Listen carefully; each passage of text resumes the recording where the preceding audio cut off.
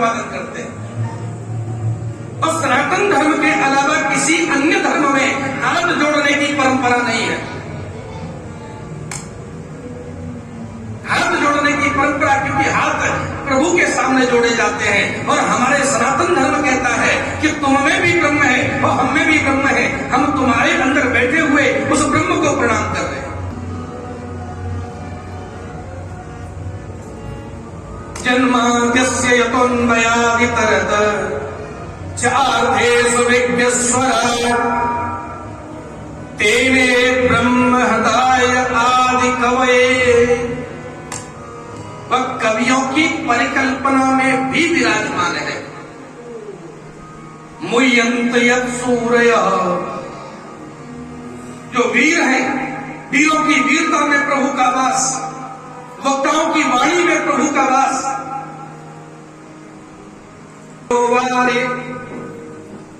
ये तेल है ना, कुछ लोग कहते हैं, कभी कभी आपने देखा हो कि साहब फला साधु के, फला महात्मा के, फला व्यक्ति के चेहरे पर बड़ा तेज है। जिसके ऊपर जितनी ज्यादा प्रभु कृपा है उसके ऊपर उतना ज्यादा तेज नजर आता है। तेजो वारिमृदं यथा विनिमयो यत्र त्रिसर्गो मृषा। अच्छा, एक चीज और समझ लीजिएगा, यहां सब कुछ दिखता है, लेकिन जो दिखता है वह है नहीं, वो दिख नहीं रहा, उसे हम देख नहीं पा रहे।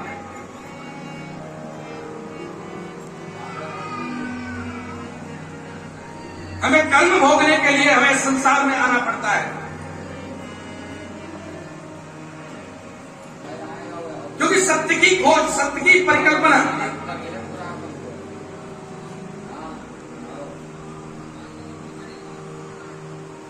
हम यहां जो भटक रहे हैं, देखो प्रभु को पाने के लिए हम लोग किसी भी जन्म में प्रभु को पा सकते हैं, लेकिन मोक्ष द्वार समीप है, तो इसमें कहा गया है, मनुस्मृति में कहा है कि मानव शरीर जो है वह मोक्ष का द्वार है।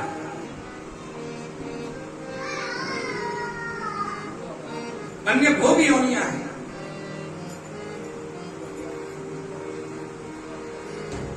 परमात्मा को पा सकती है अन्य योनियां, लेकिन मोक्ष का द्वार जो है वह मानव दुर्लभो मानुषो देहो देहिनाम क्षणभंगुरा।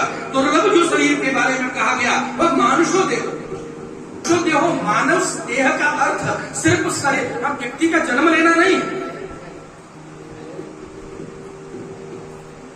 क्योंकि जब तक हमारे जीवन में मानवता नहीं आएगी, मानवता नहीं आएगी, तब तक मानुष देह का कोई भी अस्तित्व नहीं है। इस शरीर में मानवता आना जरूरी है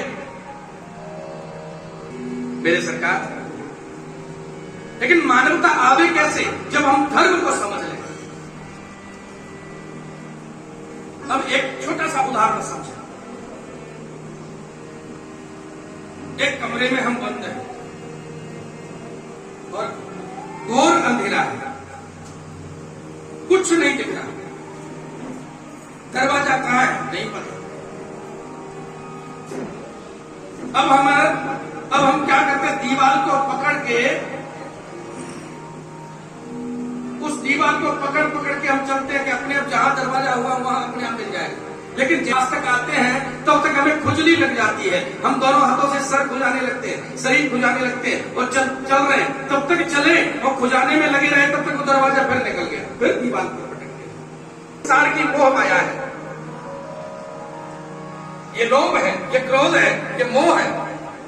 ये खुद संसार में आने के बाद मनुष्य, एक मानव देह में इतनी प्रकार की खुजलियां लग गई कि हम इसको छोड़ देते हैं और फिर 84 लाख योनियों में भटकते हैं। मेरे सरकार, क्योंकि भगवान कहते हैं, ऋग्वेद में लिखा है, प्रसन्नैव भवति सर्वदा प्रसन्नैव वसतुस्म, मैं प्रसन्नता में निवास करता हूं। लेकिन एक बात और निवेदन करते हैं हम कि प्रसन्न होना, हंसना सिर्फ मनुष्य के जीवन में संभव है। कभी किसी गधे को हंसते हुए देखा क्या? किसी जानवर को हंसते हुए देखा?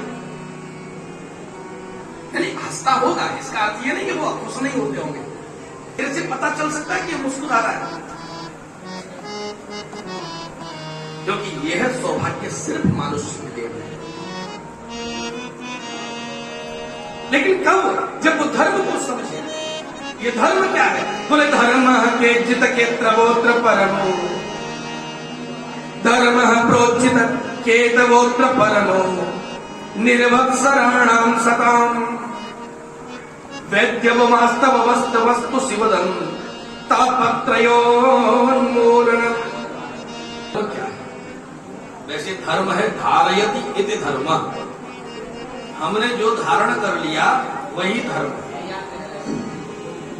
हम धर्म की परिभाषा अपने आप में क्या समझते हैं ये हमारे ऊपर निर्भर करता है। जैसे धर्म की एक परिभाषा कदापि नहीं हो सकती। ब्राह्मण का धर्म अलग, क्षत्रिय का धर्म अलग, वैश्य का अलग, शूद्र का अलग, पुरुषों का अलग, स्त्रियों का अलग, का अपना अपना धर्म है।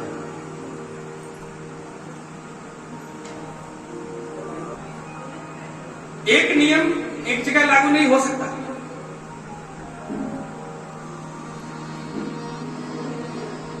जो धर्म मान लिया है,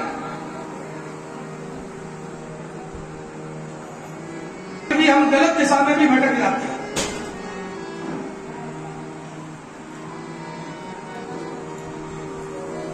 जाना कहीं और है। होता है ना कभी कभी गलती से गलत ट्रेन में बैठ जाते।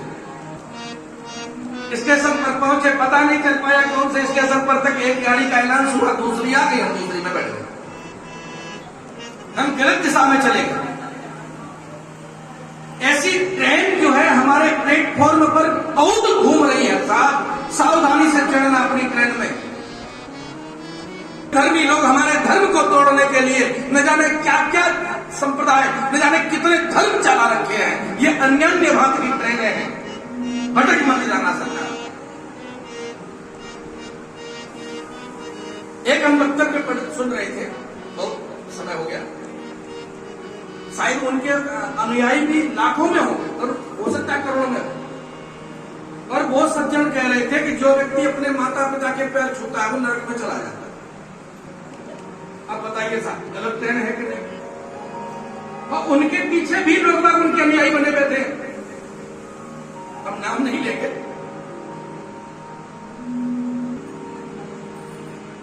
उन्होंने कहा पूजना है सिर्फ गुरु को पूजो, माता पिता को तो पूजो।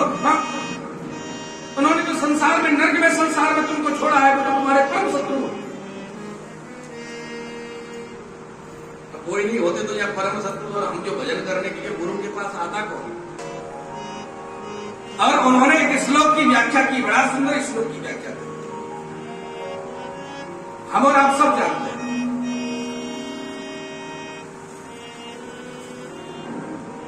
गुरुर् ब्रह्मा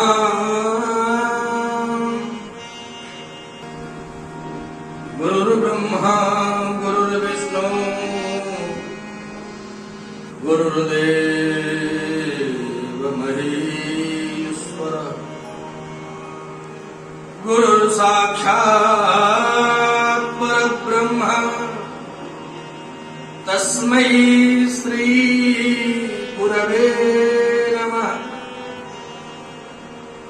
व्याख्या कर रहे थे, गुरु ही ब्रह्मा है, गुरु ही विष्णु है, गुरु ही शिव है और गुरु ही साक्षात परब्रह्म परमात्मा है। इसलिए गुरु के अलावा कभी किसी के पैर नहीं छूने चाहिए। अच्छा, वैसे ईमानदारी से थोड़ा सा निवेदन करें, हम और आप इस श्लोक का क्या अर्थ निकालते हैं? ये लगाते गुरु ही ब्रह्मा है, गुरु ही विष्णु है, गुरु ही शिव है, ये लगाते? बिल्कुल गलत लगाते हैं साहब। हम भटके हुए हैं, हमको हम सही रास्ता नहीं बताया गया। गुरु ब्रह्मा, पहला गुरु ब्रह्मा है। ब्रह्मा कौन? जिसने सृष्टि को उत्पन्न किया, सृष्टि को बनाया, इस सृष्टि को पृथ्वी पर जीव जंतुओं को बनाया। हमारा ब्रह्मा कौन है? हमको किसने बना करके पृथ्वी पर भेजा? जिसने 9 महीने तक हमको गर्भ में रखा, वह ब्रह्मा हमारा है। गुरुर् ब्रह्मा गुरुर् विष्णु। दूसरा गुरु विष्णु। विष्णु क्या करते हैं? पालन करता है। हमारा पालन किसने किया? माँ ने 9 महीना पोसा, बहुत अच्छी बात है, लेकिन बाहर पसीना बहा करके शायद खुद भूखे रहे हो, लेकिन अपने बच्चों की व्यवस्था करते रहे, वह पालन करता हमारे कौन है? पिता। तो हमारे दूसरे गुरु कौन है? गुरु विष्णु, पिता हमारे गुरु। गुरुदेव महेश्वर हमारे सदगुरु। और इन तीनों गुरुओं को जो मानता है, गुरु साक्षात पर ब्रह्म, तब ब्रह्म की उपासना हो सकती है। साहब, हम गुरु की शरण में पहुंच जाएं, लेकिन अपनी माँ को धुतकारने लगे, अपनी हमारी माँ हमारी वजह से दुखी हो जाए, हम कष्ट दें, हम अभद्र शब्द का प्रयोग माता के लिए करें, पिता के लिए करें, ऐसा कोई गुरु नहीं जो उसे शरण में लेकर के उद्धार कर दे। साहब, बोले धर्म के प्रोचित के तवोत्र परमो निर्वत्सराणां सदाम वैद्य वास्तव मत्र वस्तु शिवदम तापत्रयोन्मीलनम्। श्रीमद्भागवते महामुनिकृते किं वा परे ईश्वर सद्यो हृद्य वरोध्यतेऽत्र कृतिभिः शुश्रूषु मे स्तक्षणा। ये महामुनि ने श्रीमद् भागवत में वर्णन। अच्छा, ये श्रीमद् भागवत क्या है? निगम कल्पतरोर्गलितुम फलम।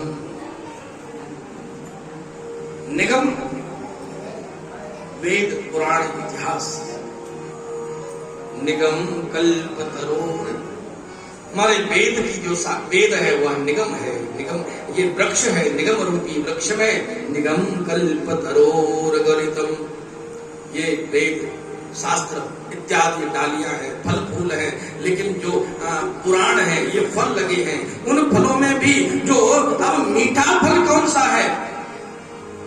ऐसा लगा है जिसमें न गुठली है न जिसमें छिलका है, वह एक फल लगा हुआ है, लेकिन हम पहचाने कैसे कि कहीं खट्टा न हो? बोले सुख मुखाद अमृत द्रव संयुतम। अब ये दो बातें हैं, अपने यहां फल लगा हो और कोई सुआ सुख उसमें चोंच लगा जाए तो हम लोग कहते हैं अरे साहब वो तो सुआ का झूठा नोट मीठा ही होगा। तो सुए की चोंच लगते ही मीठा हो जाता होगा, या सुआ उसी में चोंच लगाता होगा जो मीठा होगा।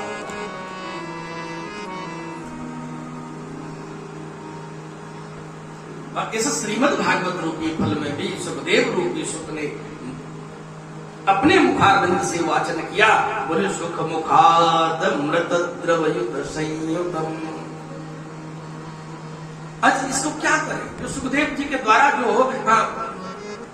जो फल है, अच्छा फल में यदि काट करके खाएंगे तो खाना पड़ेगा, लेकिन ये खाने की चीज नहीं है। ये रस जो होता है वो पिया जाता है, खाया नहीं जाता। आम को खा सकते हैं लेकिन रस को नहीं खा सकते, रस को पीना चाहिए। यह भागवत रूपी अमृत जो है ये, लेकिन पिए कहां से? तो सनकादिक ने कहा है, सौनकादिक ऋषि ने कहा है, महाराज सुताख्याय कथा सारम मम कर्णम रसायनम। ऐसी कथा हमको पान कराएं जो हमारे कानों के लिए दवाई का काम करे, औषधि का काम करे। यह दो प्रकार की कथा होती है। एक कथा होती है हम यजमान की प्रशंसा करते रहे, हम जो गलत हो सही हो हमें मतलब नहीं है, बस वाह वाह करते रहे। एक बात होती है कि अगर हमारा कोई व्यक्ति गलत मार्ग पर चल रहा है, भले ही बुरा लगे तो 360 बार लग जाए, लेकिन उसे टोक देना चाहिए। तो मम कर्णम रसायनम, रसायन कहते हैं दवा। जैसे बीमार के लिए दवा मरीज की मर्जी से थोड़ी दी जाती है, मरीज के हित में कौन सी दवा सही है वह दवा दी जाती है।